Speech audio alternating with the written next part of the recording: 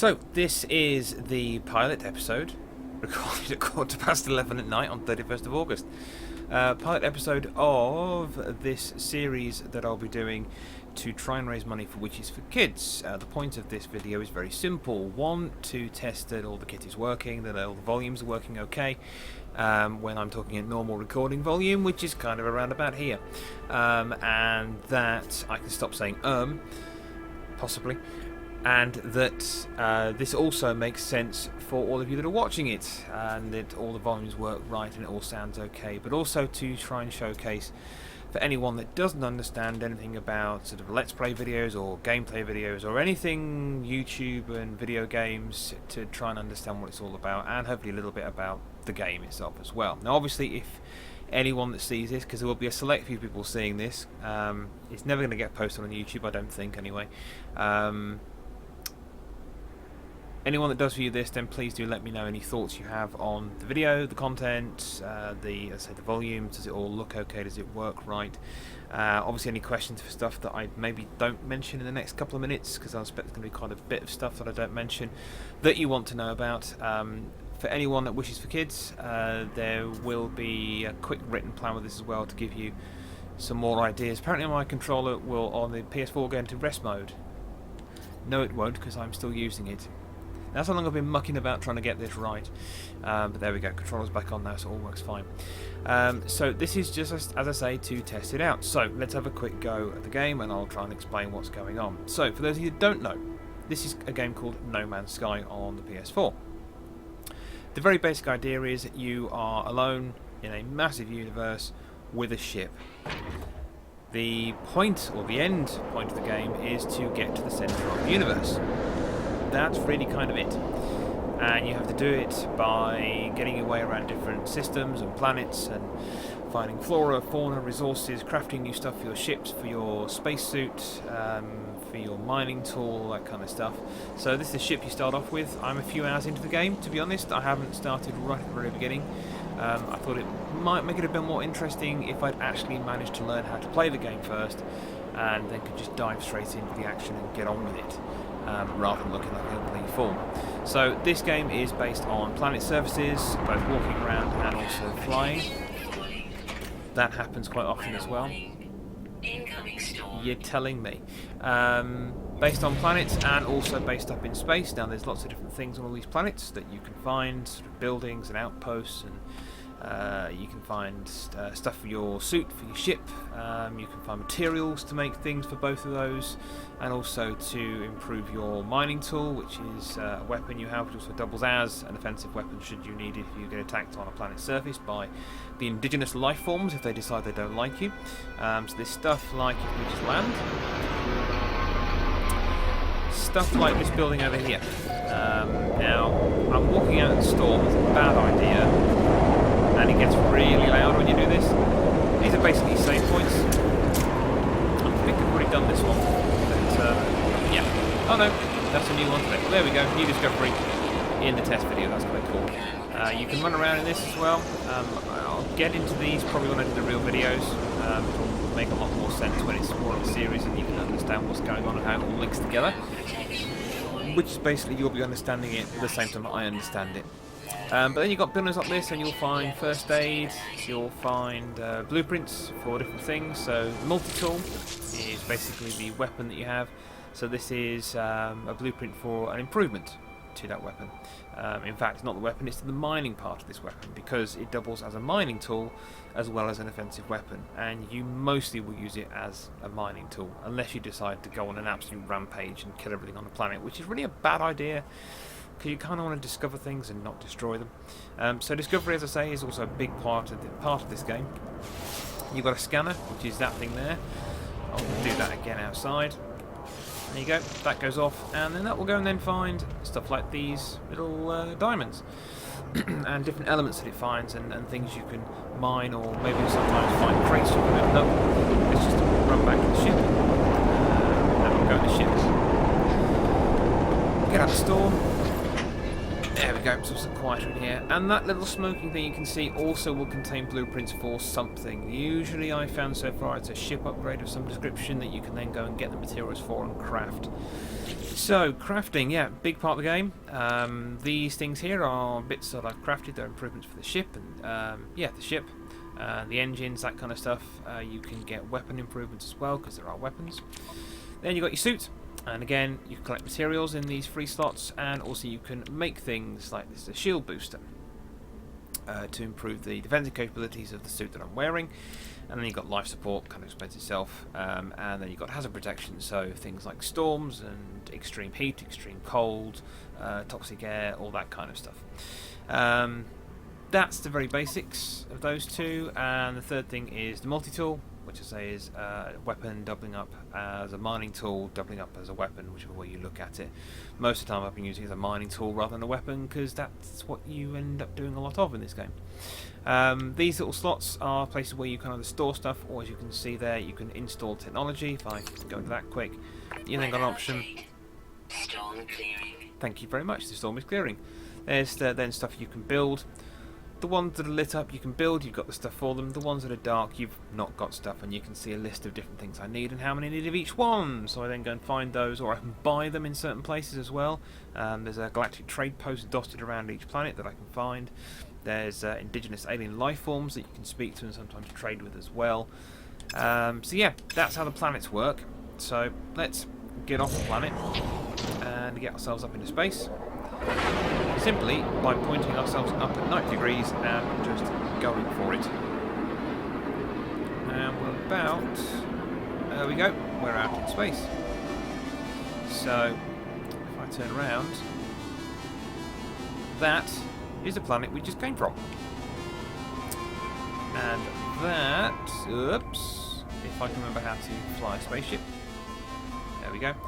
That is another planet that we can go to, which is what we're actually going to do now. So it says I've already discovered it, so I have been on this system before. I've been around here when I've been playing the game. As I say, I've done a few hours on it already just to test it out and make sure it all works. So this is kind of the light speed idea, where it just quickens travel between places. If I come out of that, if I try and remember how to do the next bit... yes, there we go. So... that's another scan you can do of space, so anything that it will find. There we go, we found a building as well that I can go and look at, and I've got that little... there we go. What's it called? A six-sided shape. I've forgotten the name for it, it's late, leave me alone. You can go down there and then find that as well. When you scan stuff in space, these rocks you can shoot at, and basically it does the same as mining on the surface. There we go, I've collected some Thamium 9, I still can't say that word. But there's that, and then if we go into the star map, how was the star map again? I can't remember. Ah yes, different weapons, you can switch those in the ship, that's the top right corner. You'll see them switching. Star map, yeah, galactic map, sorry. So there we go, so that's the... thank you. That's the system that we're in at the moment. What I can then do is I can go and look around at a different one. And then I can basically go and fly to that one if I want to. There you go. And since I discovered it about 2 weeks ago, just over 2 weeks ago, and how far away it is, and there you go. That's basically how it works.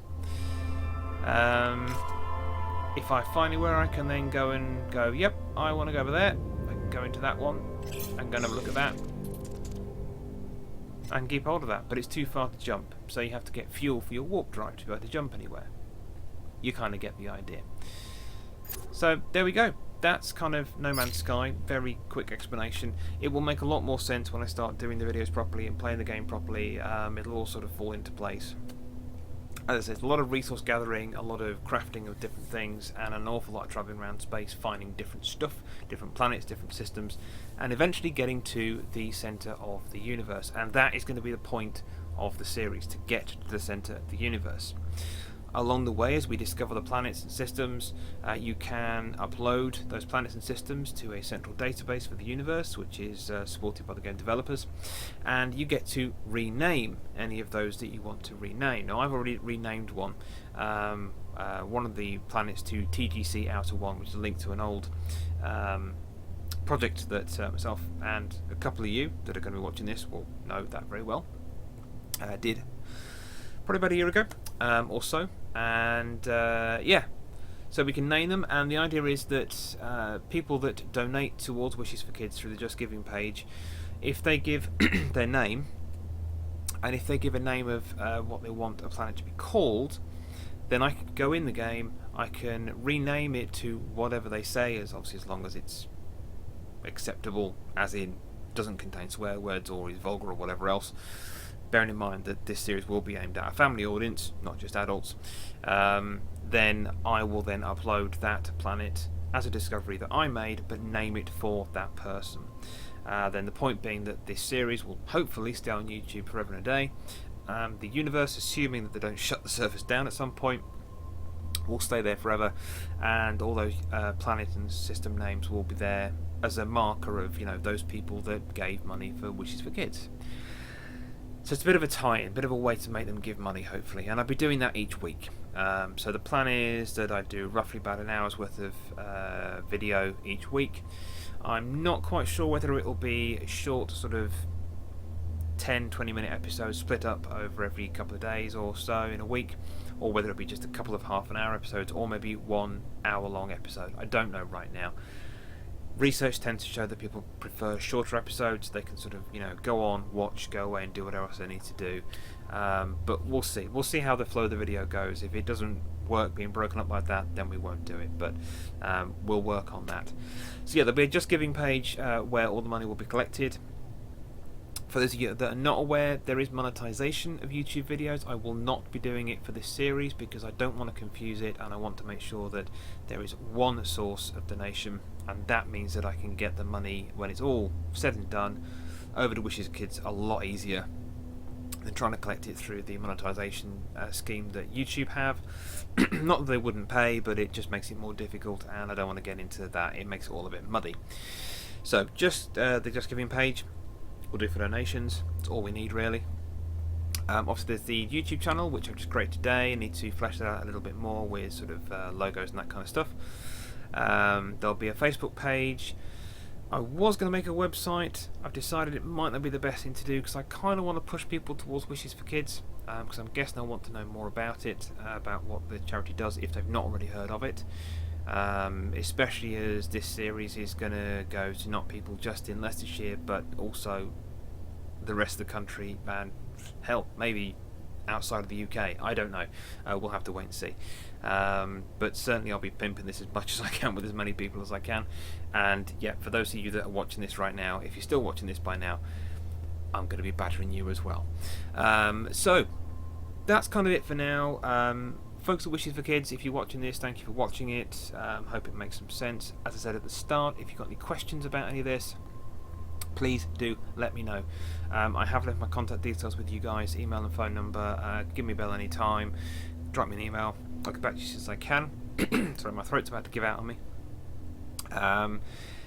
Again, if any of you have any comments about this video, does it work? Is the sound levels right? Does it feel okay? Do you think it makes sense?